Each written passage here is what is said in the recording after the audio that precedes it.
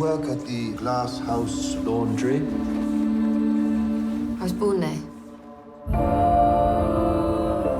Part-time washer at 7. Full-time from when I was 12. What would the vote mean to you?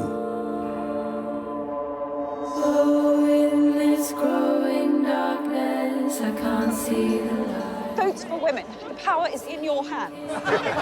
No one cares, love. Some of us do, so shut your bleeding cake hole.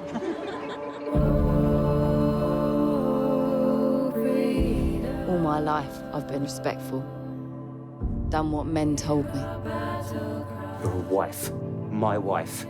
That's what you're meant to be. Well, I can't have that anymore. Never underestimate the power we women have to define our own destinies.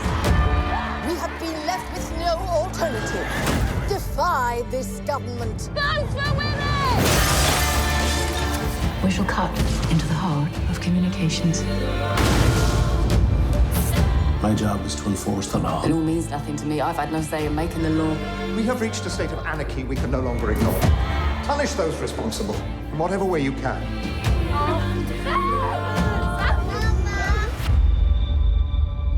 We will stop you. What are you gonna do?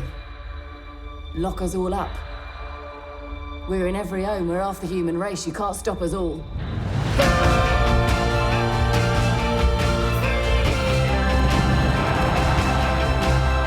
We do not want to be lawbreakers. We want to be lawmakers.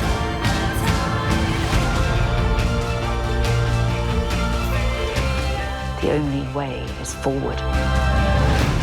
I'm worth no more, no less than you. We will win.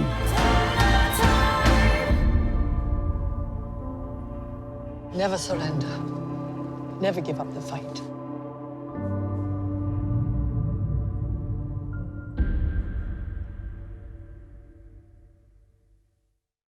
Good evening. I'm absolutely delighted to welcome you here, not least because you're about to see a film which I absolutely loved, and by the end you will be extremely angry with Switzerland. Just look out for that. And not least because it's such a groundbreaking film in so many ways. We're very lucky to have a female director and a female writer. 94% of films in Hollywood are directed by men. 75% of leading roles go to men. So having a film that focuses on female experiences, I think, is really overdue and really important. It's been a passion project for a decade for Sarah, and we'd done Brick Lane together, and so when she came to it about 6 years ago, like probably most people, I was thinking it's big hats and tambourines and corsets, and I wasn't really terribly interested, if I'm honest. And so when I sat down and started to look through the incredible body of research that Sarah had already built, and which we'd built on during the course of the writing and then into production and beyond, and we actually set up a website where we could download all of this information by the end, so that collectively we could all kind of draw from it. It was really extraordinary, and I took a wrong steer the first time I wrote it, and it was only till I really went back and looked at the testimonials of the working women that they felt very contemporary and very vivid and really genuinely shocking. So when you talk about that, it's about the idea that instead of following, Mrs. Pankhurst, one of the iconic characters, or even following a high-profile, so there's Princess Sophia is another example, or one of the, the middle-class women who you might find, has their own Wikipedia page. You kind of looked for somebody who wouldn't have ever made it to Wikipedia. Yeah, I mean, I think the class issue was really big for us, and the fact that there were so many women who were absolutely instrumental in the organisation and in the kind of hierarchy of the suffragette movement.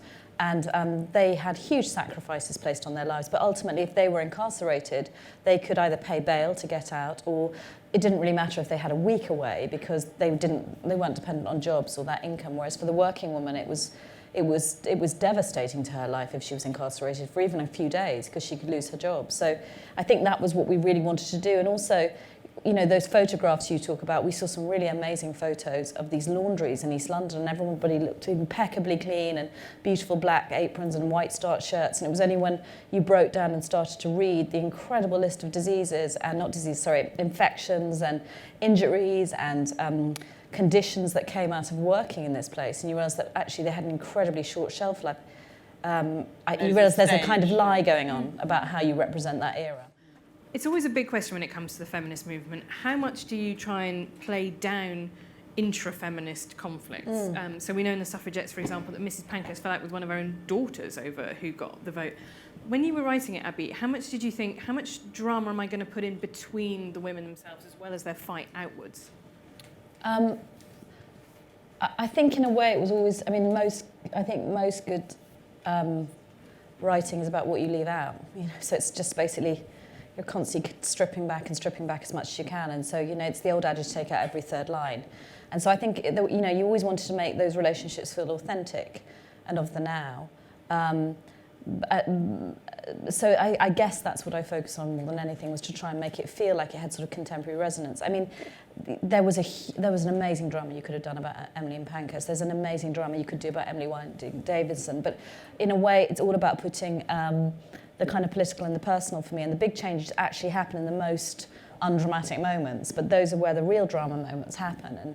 And it's very weird because you haven't seen it yet, so I don't want to give too much away. But and so it was always about using history to kind of act as this wonderful kind of point of resistance and this kind of beautiful visual sort of touchstones throughout the film. But it was always reflecting back to these, ironically, these kind of fictional characters' lives who are kind of carry the authentic truth of a woman moving effectively from a passive place to militant activism. So that was always the focus, really. And I think the schisms in the movement, because there were schisms, but, you know, if you look at any political movement, there are schisms at the top. And in a way, had we focused on them, it would have been an examination of, firstly, the exceptional women, the Pankhursts, and also an examination of power and what it does. And I think what was more interesting and more engaging with and more connected with the contemporary world was to look at the ordinary woman, the woman with no platform and no entitlement, and her journey towards activism. And what we forget, because we see so much about the schisms, is the camaraderie and the unifying things. And, you know, in a way, I think that was kind of more interesting to bring that out. There is friction, but I think to look at that is interesting. And how important to you was it that it was an ensemble piece? Because one of the things, you know, the very famous test about the Bechdel test of women in cinema is not just, you know, is there more than one woman in it? You know, do they have names? Do they talk about something other than a man? Actually representing the relationships between women is one of the key problems. Even in a film where you have a female protagonist, she's often, Hunger Games example, surrounded by men. Yeah. So was that something that was a conscious decision on your part?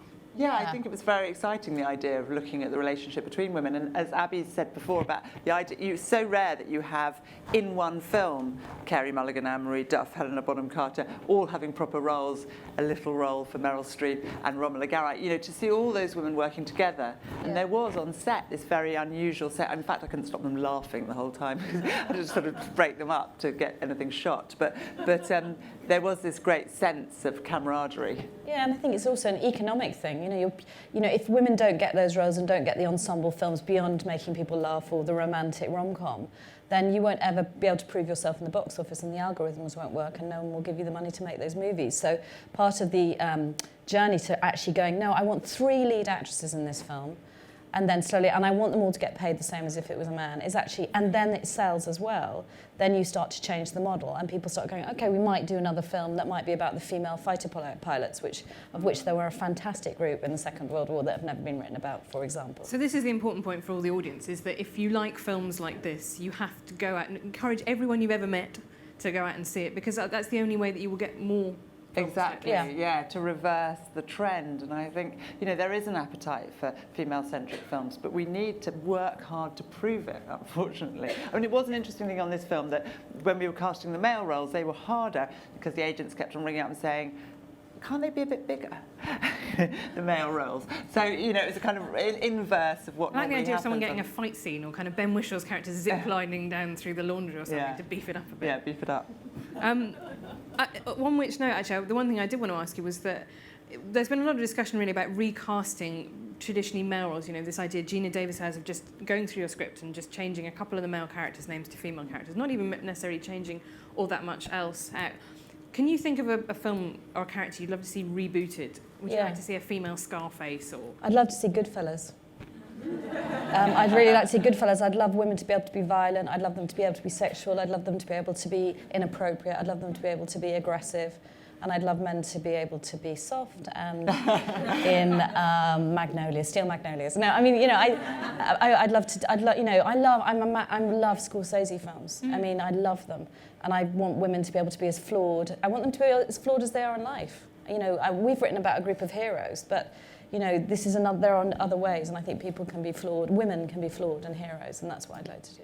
The other thing, I read something that you said, Abby, which was that you'd found Emily Wilding Davison's purse, or you'd seen it during the course of filming, and there's been a huge debate about whether or not she meant to kill herself by throwing herself under the horse. It's often referenced the fact she had a return ticket, but the thing you mentioned was the fact that she had a postage stamp, which women often use to let people know that they were in prison.